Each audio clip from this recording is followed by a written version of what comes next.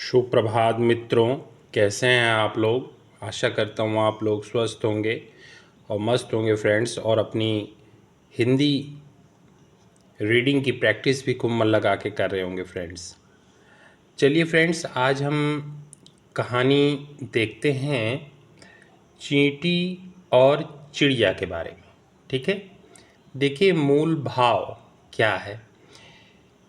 इस धरती पर ऐसे अनेक जीव हैं जिनसे हमें जीवनोपयोगी सीख प्राप्त होती है।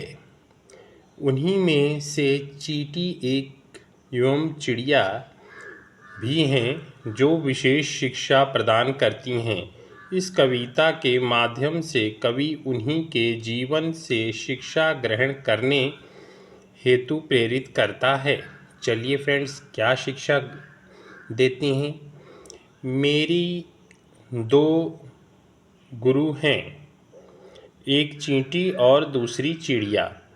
चींटी ने मुझे परिश्रम का पाठ पढ़ाया, चिड़िया ने चहकते गाते जीवन बिताना, हर हालत में खुश रहना सिखाया। दोनों ही मेरी गुरु हैं। ठीक फ्रेंड्स, चलिए आगे देखते हैं। एक चींटी और दूसरी चिड़िया।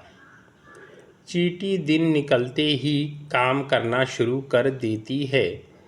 अपने से ज़्यादा वजन के दाने को मुंह में दबाए धकेलते बिल में घसीट ले जाती है। वह थकती नहीं, निराशा उसे घेरती नहीं। अकेले से बात नहीं बनती तो वह सहायता के लिए औरों से कहती है। फिर तो आनन फानन में सब काम में जुट जाती है।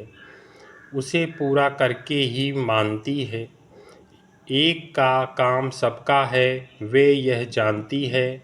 परिश्रम, धीरज और सहयोग यह चींटी से सीखता रहा हूँ। देखिए फ्रेंड्स, कितनी सारी चीज़ें हैं। देखिए, ये एक बालक है जो चींटी के परिश्रम से अपने आप को उसके अनुभवों से सीख रहा है, उसके परिश्रम को देख रहा है फ्रेंड्स। चलिए आगे देखते हैं। फिर तो आनन फानन में सब काम में जुट जाती है। उसे पूरा करके ही मानती है। एक का काम सबका है, वे यह जानती है। परिश्रम, धीरज और सहयोग ये चींटी से सीखता रहा हूँ। पर अफसोस कि अभी उसके पैरों की धूली भी नहीं हो पाया हूँ। देखिए, ये अपने आप को अभी भी कम समझ रहा है फ्रेंड्स, कि अभी तक वो चींटी के बारे में अच्छी तरीके से नहीं जान पाया है फ्रेंड्स। चलिए आगे देखते हैं। सूर्य का दर्शन करने, भगवान को धन्यवाद देने चिड़िया भोर होते ही प्रभावी लगती है। प्रभाती गाने लगती है।